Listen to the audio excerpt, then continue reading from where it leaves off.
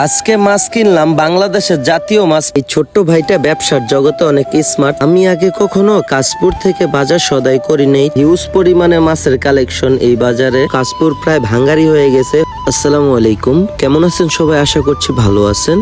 চলে আসলাম আপনাদের মাঝে। ফেসবুক পেমেন্ট পাওয়ার পর আমি কি কি করি তা দেখানোর কথা ছিল, তো আজকে সেটাই দেখাবো। বাজারে যাব, বাজার করব, কি কি বাজার করি ফেসবুকের টাকা দিয়ে সেটাই দেখানোর চেষ্টা করব। তো অটো দিয়ে মদনপুর থেকে কাশপুর চলে আসলাম। কাশপুর প্রায় ভাঙ্গারি হয়ে গেছে, হকার উচ্ছেদ অভিযান চলছে, একেবারে থমথমে পরিবেশ। চলুন তাহলে বাজারের দিকে যাওয়া যাক। কাশপুর থেকে বাজার করার একটাই উদ্দেশ্য, এখানে তরতাজা সবজি এবং ভালো পরিমাণে মাছ পাওয়া যায়, তো তার জন্য আর কি কাশপুর থেকে বাজার করা। আর মদনপুর থেকে কাশপুরটা অনেকটাই কাছে, তো ভাবলাম কাশপুর থেকে কাঁচা বাজারটা করে নিই। তো দেখতে দেখতে মাছের বাজারে চলে আসলাম। প্রথমেই আমার তেলাপিয়া মাছগুলো খুব পছন্দ হয়েছে। তেলাপিয়ার মাছের দাম জিজ্ঞেস করলাম, মোটামুটি বললো ভালোই দাম। 220 টাকা কেজি তেলাপিয়া আছে, 320 টাকা কেজি তেলাপিয়া আছে, তো গুড়া মাছ আছে। হিউজ পরিমাণে মাছের কালেকশন এই বাজারে। আসলে সচরাচর আড়তে না গেলে এইসব মাছের কালেকশন দেখা যায় না। আইর মাছ থেকে শুরু করে চান্দা মাছ, চিংড়ি মাছ,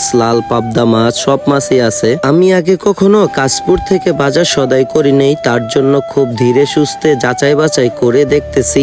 ঘুরে ঘুরে যা দেখলাম সবকিছুই পছন্দ হলো। সব মাছগুলোই নিতে মন চাইলো, কিন্তু সবকিছু নিতে চাইলেও তো নিতে পারবো না। তো তেলাপিয়া মাছগুলো বললাম, তো 4 কেজি তেলাপিয়া মাছ নিয়ে নিলাম সাথে করে। আম্মুরও খুব পছন্দ তেলাপিয়া মাছ।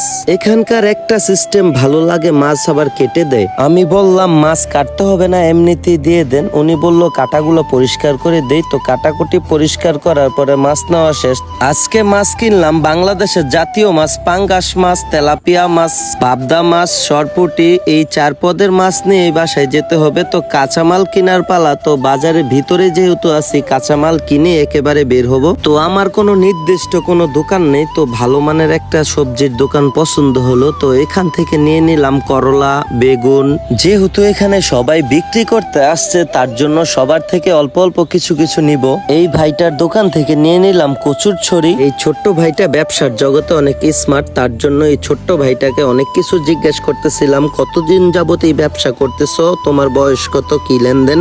এক এক করে বাজারগুলো একসাথে কালেকশন করতেছিলাম। তো অল্প কিছু বাজার বাকি আছে, তো বাজারগুলো করা শেষ। একটা ব্যাগ কিনলাম, ব্যাগ কেনার পরে সাথে করে সবগুলো গুছাতে হবে।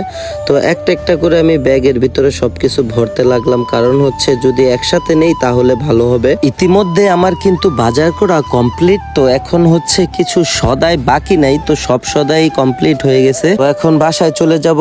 সবাই ভালো থাকবেন, সুস্থ থাকবেন। দেখা হবে নেক্সট কোনো ব্লগে। ভালো কিছু নিয়ে আসার চেষ্টা করব। সবাই একটু লাইক কমেন্ট শেয়ার করে দিবেন ইনশাল্লাহ।